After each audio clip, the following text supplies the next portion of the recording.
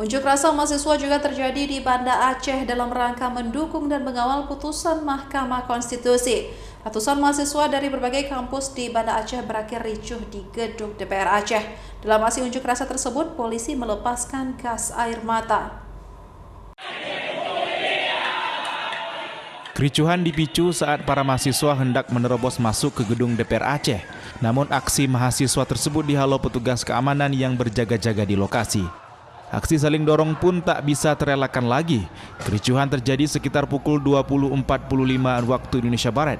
Polisi berhasil menghalau massa ke jalan dengan mobil water cannon dan gas air mata.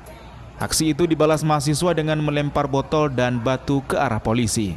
Hingga pukul 22.00 waktu Indonesia Barat, para mahasiswa masih bertahan di luar kantor DPR Aceh, sementara polisi masih siaga di kantor DPR Aceh untuk mengantisipasi aksi susulan. Dari Banda Aceh, Sukri Syarifuddin, iNews melaporkan.